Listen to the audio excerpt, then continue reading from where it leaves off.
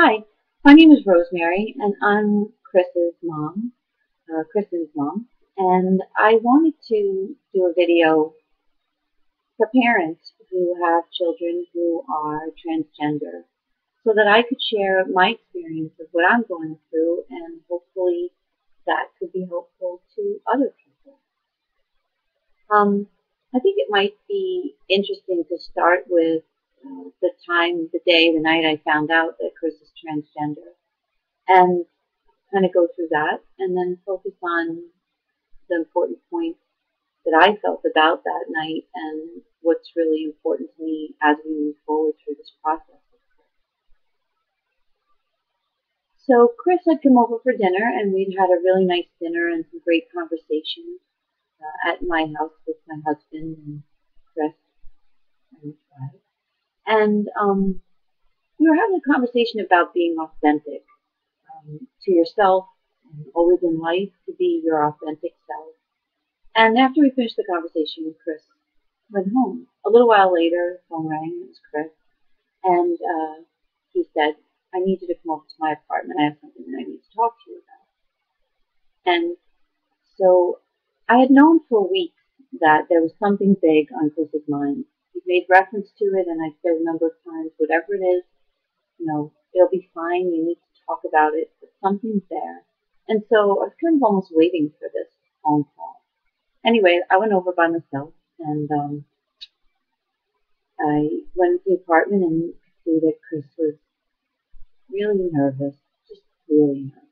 And he handed me his phone with an email message on it, 253. I couldn't see it that well, so he passed it on and started to read it. And I didn't understand it at first. To be quite honest with you, I really didn't know a whole lot about transgender. And so I couldn't really get it.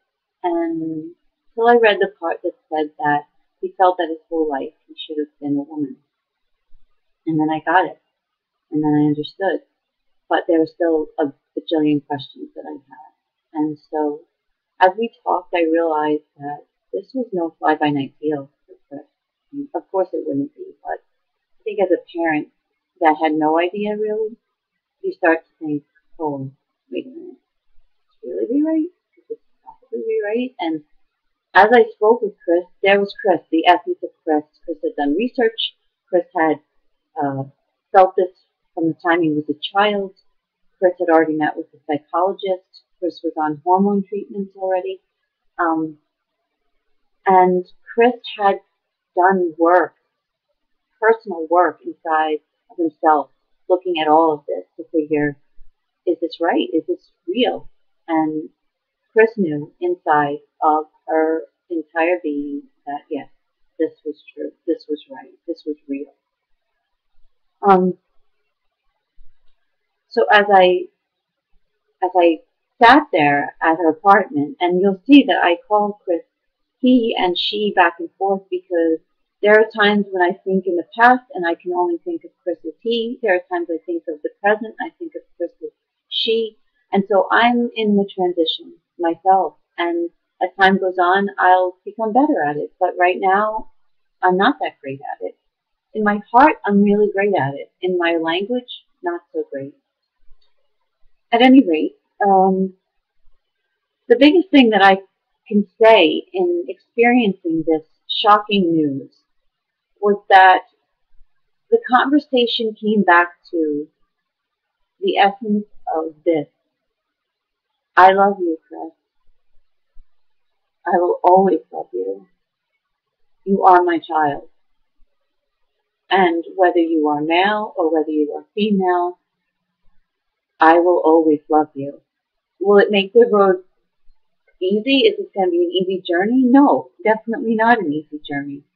Because I don't want anybody to be mean to Chris. I don't want Chris to have pain. I want Chris's life to be a beautiful life, an accepting life.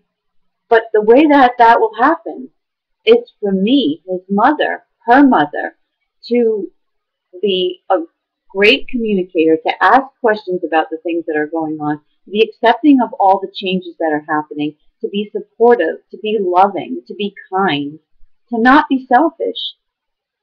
yes, we as parents are going through this process, and we need to be loved through it as well. But our role as a parent is to love our child and to let our child know that with everything in us, we love them and we support this process.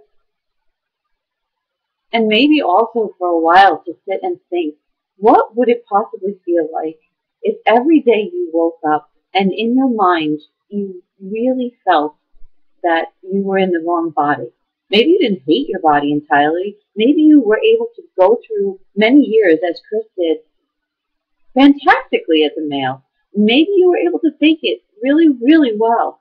But if the soul inside of you, if that essence of who you are really was not feeling right with who you are, how could you ever want that for your child? How would you ever really want that for your child? And so I guess my message is, if you've just found out or you're going through this process, first of all, be kind to yourself. Be loving to yourself. Be loving to your child. And let your child be loving to you. And if you start with this voice of acceptance and curiosity and interest and conditional, and not conditional, and I hate that term, unconditional love, and love that is inquisitive about what's going on, love that genuinely wants to know about the process and experience the process with your child, I feel that you will be able to be as lucky as I feel I am. I haven't lost Chris. I'm learning who Chris really is, and I'm learning to find the woman inside of Chris. And that's going to be a pretty exciting journey. So that's it for today. Thank you for listening. Bye.